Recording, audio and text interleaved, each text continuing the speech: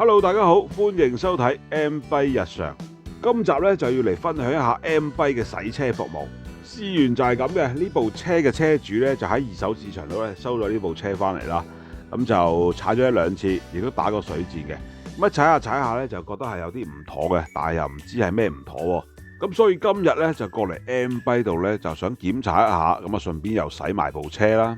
洗車咧，除咗洗乾淨部車咧，重點咧就係要檢查呢甩漏嘅。咁因為呢部咧佢唔係原裝車啦，咁啊上一手咧亦都有改過下咁啦。咁所以咧就更加要檢查清楚啦。咁選擇我哋嘅 M-Byte 洗車服務就啱晒啦。咁啊洗完乾淨晒，又可以安心咁樣出車啊嘛。咁啊大家睇到畫面啦，咁啊打個水戰咧就成架車都係啲沙沙石石啊，污污糟糟咁樣嘅。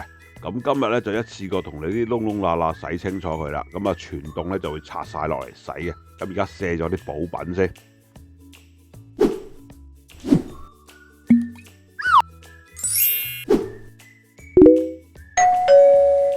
咁啊卸晒呢啲燈燈阻落嚟咧，就避免咧佢有短路嘅情況。咁而家咧即刻動工洗車啦。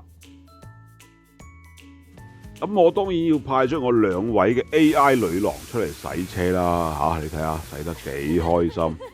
咁我哋 M-Byte 咧一定唔會係咁洗噶啦。嗱，女郎慳皮啦，成部車懟落個大眼雞度，仲喺度笑緊嘅。咁洗完咧就係呢個狀態啦。咁啊大家可以比較一下洗前洗後啦。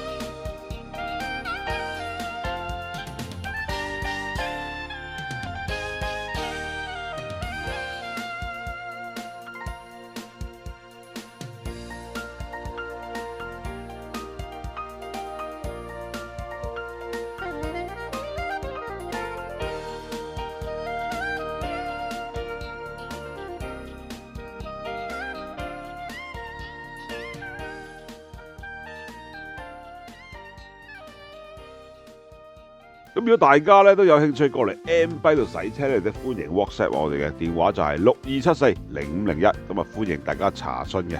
咁洗車要洗得好咧，咁梗係要揾 M-Byte 迷購啦，係咪？好，咁今日嘅分享咧就到呢度啦，多謝大家收睇，我哋下集再見。